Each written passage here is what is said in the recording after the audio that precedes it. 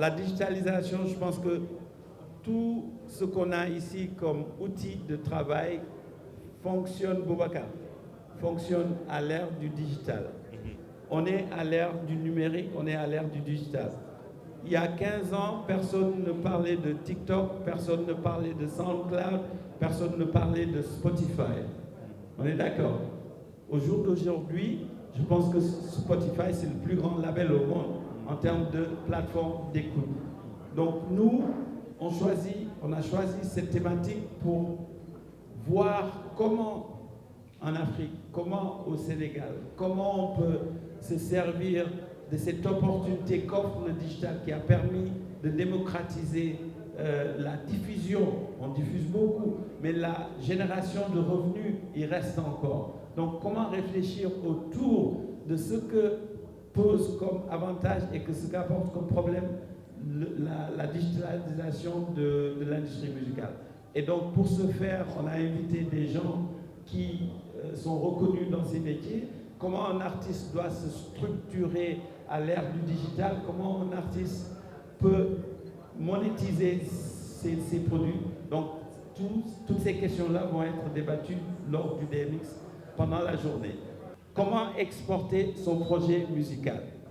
C'est l'exemple typique. C'est l'exemple typique. Zeyna était avec nous pendant tout l'été dernier à la suite de l'édition 2022.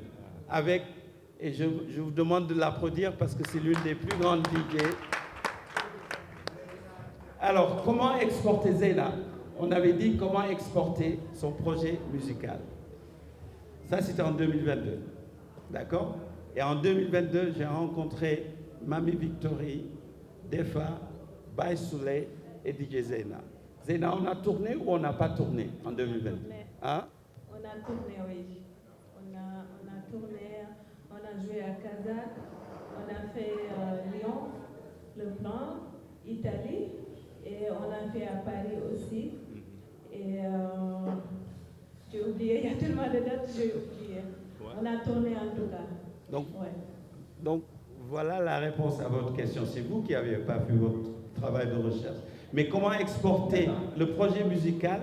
On a démontré qu'avec les bonnes personnes et le talent, donc la direction artistique de Baye Souley, le talent de Zeyna, le talent de Defa, le talent de Mami Victory, mon réseau de circuits de tournée, on a pu créer quelque chose. C'est comme ça qu'on travaille. C'est pas juste de créer son produit musical, mais c'est de savoir où le vendre et où l'amener.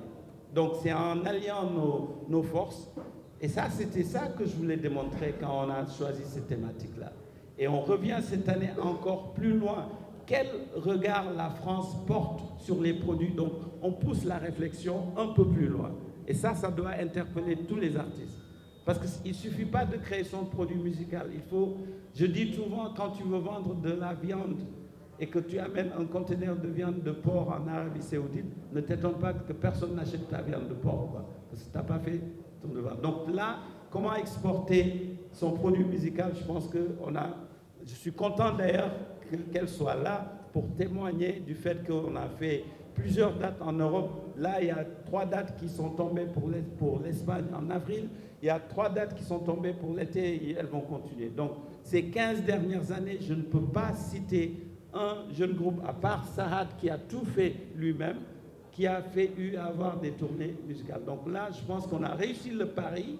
Mais moi, au début, j'ai dit, on veut faire tourner une centaine de groupes.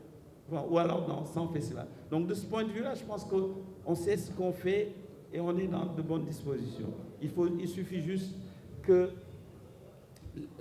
ceux qui doivent accompagner le secteur l'accompagnent davantage. Voilà. Ouais. Merci. Donc, ma deuxième question, c'est qu'au cours de cette édition de 2023, vous avez parlé aussi des masterclass, la préservation du patrimoine musical en Afrique de l'Ouest, car des instruments traditionnels avec des étrangers. Pourquoi pas prendre des Sénégalais qui maîtrisent en tout cas ces instruments traditionnels? Pourquoi s'inspirer des étrangers? Il me semble que nous avons des artistes ou bien des instrumentalistes qui maîtrisent véritablement nos outils de musique ici. Qu'est-ce qu'il y a? Alors, que je sache, 95% des articles ou des œuvres publiées sur le Khalaou, les djembés, la percussion africaine.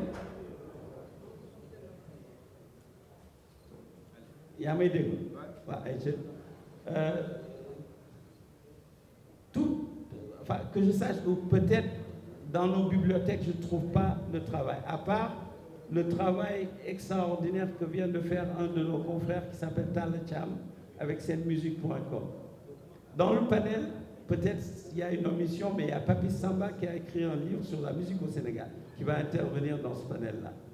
Mais pourquoi on a choisi ces intervenants? Vous allez voir, parce qu'il y a un film qui précède le panel. Le film est sur Youssou N'Dour il y a 30 ans. Je pense que personne dans cette salle a déjà vu le film. Je vous encourage à aller voir le film. Le film retrace comment Youssou N'Dour a laissé tomber les congas, il a amené les sabbats. Comment on le voit dans une scène chanter avec Soriba Kouyaté, qui pour moi est l'un des plus grands joueurs de kora au monde, feu Soriba Kouyaté. Dans le film, on retrace tous les grands joueurs de khalam du pays. Il paraît qu'il y a plus que 6 joueurs de khalam dans le pays professionnel. Et tout le travail de préservation, c'est la même chose pour pas mal de choses de nos patrimoines culturels.